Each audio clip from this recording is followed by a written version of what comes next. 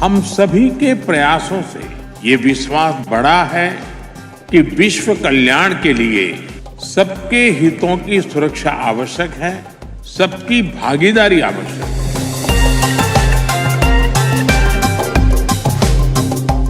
आज भारत ने इकोलॉजी और इकोनॉमी के उत्तम संतुलन का उदाहरण विश्व के सामने रखा है। इस फोरम से एक और प्रो प्लैनेट इनिशिएटिव का आह्वान कर रहा हूं, ग्रीन क्रेडिट इनिशिएटिव।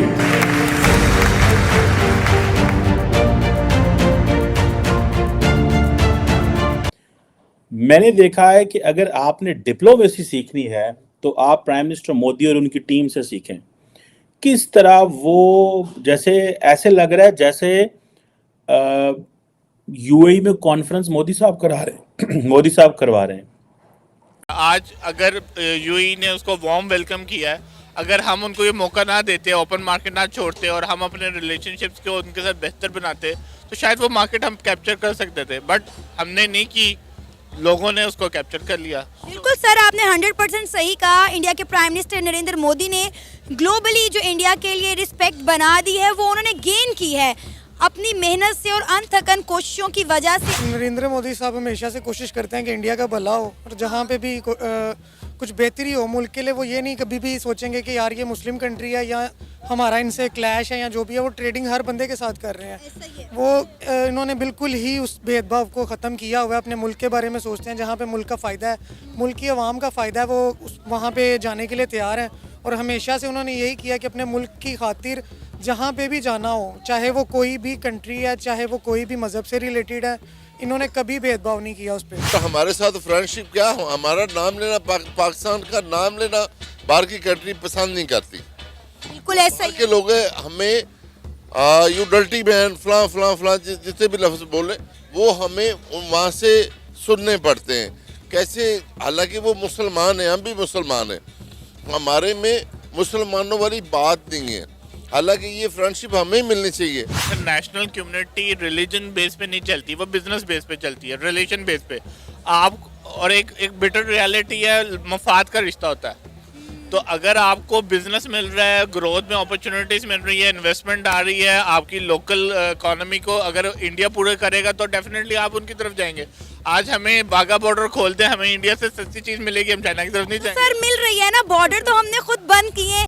ताड़ साहब, आज बल्कि कल दुबई के अंदर, अबू धाबी के अंदर COP28 के सिलसिले में दुनिया के बहुत सारे जो लीडर्स थे वो इकट्ठे हुए और पाकिस्तान के वजीर आजम, केटे के प्राइम मिनिस्टर भी गए और हमने देखा कि भारत के वजीर आजम भी गए हुए थे।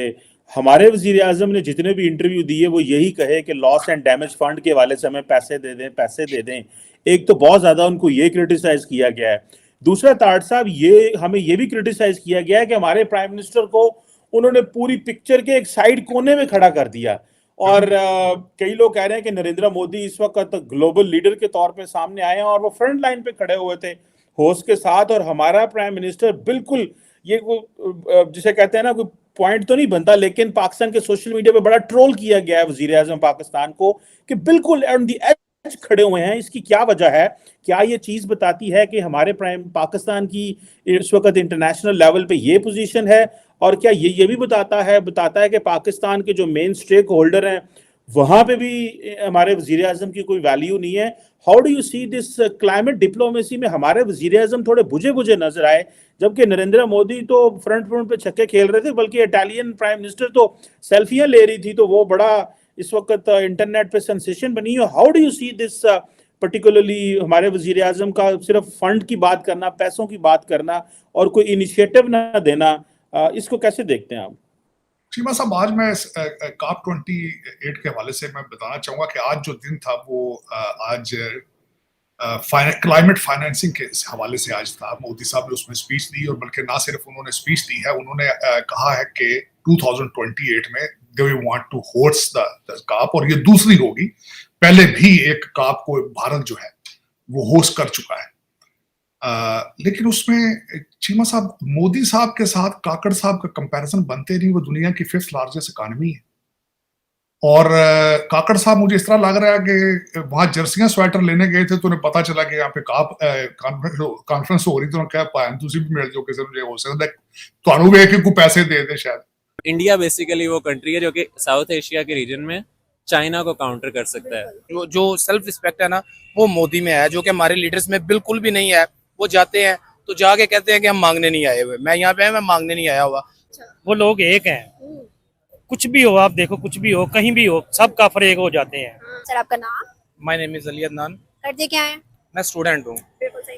अच्छा सर, बेसिकली क्वेश्चन मेरा आपसे ये है कि अभी जो है सीओपी की जो 28 कंट्रीज दुबई के अंदर जा रही हैं, उसमें पीएम मोदी जो हैं वो गए हैं, हमारा पड़ोसी मुल्क हिंदुस्तान वो भी शामिल है। पीएम मोदी जब गए तो उनका बहुत ग्रूम वेलकम किया गया, इवन के उनके प्रेसिडेंट जो है दुबई के वो खुद गए उन्हें रिसीव करने। फिर दूसरी चीज़ उन्होंने एक और बहुत शॉकिंग कर दी कि उन्होंने रिबन बैंड बनाया हाथ पे कि भाई ये हमारी दोस्ती की आपके लिए एक छोटा सा गिफ्ट है, जो आपने पहले दोस्ती हमारे से निभाई और अब आगे इन फ्यूचर निभाएंगे, उसके लिए छोटा सा गिफ्ट है। सर मुझे बताएगा कि क्राउन जो सऊदी के हों या दुबई के हों, मोदी को इस तरह प्रिटेंड करते हैं, इतनी ज़्यादा इंपॉर्टेंस देते हैं, वैल्यू देते हैं, जिस तरह से उनका सगा भाई या भाई हो, या भाई जैसा हो, क्यों?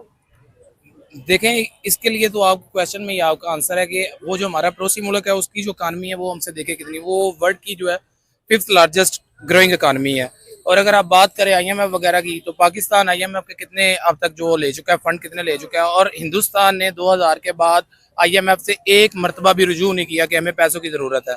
उसके अलावा जो मेरे ख्याल में सबसे बड़ी बात है वो इज्जत नफ्स की है। जो सेल्फ रिस्पेक्ट है ना, वो मोदी में है, जो कि हमारे लीडर्स में बिल्कुल भी नहीं है। वो जाते हैं तो जाके कहते हैं कि हम मांगने नहीं आए हुए, मैं यहाँ पे मैं मांगने नहीं आया हुआ।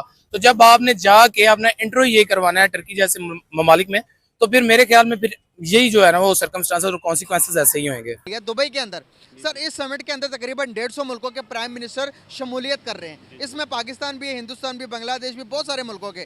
लेकिन ऐसा लग रहा है कि दुबई ने ये समिट सारा इंडिया के लिए करवाया। वहाँ पर सारी पजीराई, सारी अटेंशन जो है वो इंडिया के प्राइम मिनिस्टर नरेंद्र मोदी को दी जा रही है। नरेंद्र मोदी ने खड़े होकर 1.5 घंटे की स्पीच दी है कि भाई हम कैसे तब्दीली ला सकते हैं, हमारा मुल्क क्या काम कर रहा है क्लाइमेट एक्सचेंज के लिए। लेकिन पाकिस्तान के प्राइम मिनिस्टर की वहाँ पर कोई बात ही नहीं, कोई स्पीच ही नहीं, कोई तस्वीरों में भी छुप छुप कर वो देख रहे हैं लेकिन बात नहीं कर रहे। क्या कहेंगे, फ्रंट फुट पे आके वो किसी से बात भी नहीं कर पाते, कैसे देखते हैं आप इन चीज़ों को? जी जी, आपने बिल्कुल ठीक कहा है। ये लोग कैसे फ्रंट फुट पर आ सकते हैं? ठीक है, इनके पास इख्तियार आती नहीं है।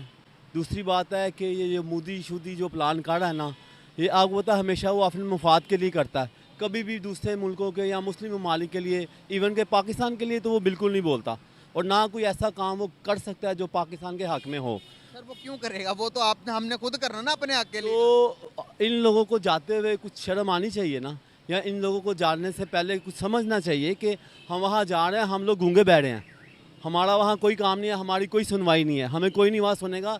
या अगर ये लोग बोलते भी हैं ना तो इवन के उनके लिए कोई वैल्यू नहीं है। ये इसलिए कि वो इनको कुछ नहीं समझते, क्योंकि ये लोग, हम लोग जो है ना, हमारे जो हुक्मरान है, लोग नहीं हुक्मरान, इन लोगों ने हमारे मुल्क का बेड़ा गर्क कर दिया है। ये बिज़नेस हो गया, माशियत हो गई, इवन कि सब कुछ इन्होंने तबाह बर्बाद कर दिया। इन लोगों को इन चीज़ों से कोई दिलचस्पी नहीं है। इवन बस जाएंगे, फॉर्मेलिटी पूरी करेंगे और वापस आ जाएंगे। इससे तस्वीर की चवाइस अपने तस्वीर की चवाई, और तस्वीर मोदी फर्स्ट फ्रंट फुट पे खड़े हैं, पीएम मोदी फर्स्ट पे खड़े हैं, और हमारे जो प्राइम मिनिस्टर है वो लास्ट की लकीर के ऊपर एंड पे खड़े हैं। आपने बिल्कुल ठीक कहा है। जो मोदी साहब है ना, वो फ़ायदा ले जाएंगे, इसका जो असल फ़ायदा है ना वो ले जाएंगे। हमारे प्राइम मिनिस्टर जैसे आप बता रहे हैं ना पीछे हैं, तो फ़ायदा भी इतना ही हमारा सबसे पीछे है। हमें कोई फ़ायदा नहीं है जाने का।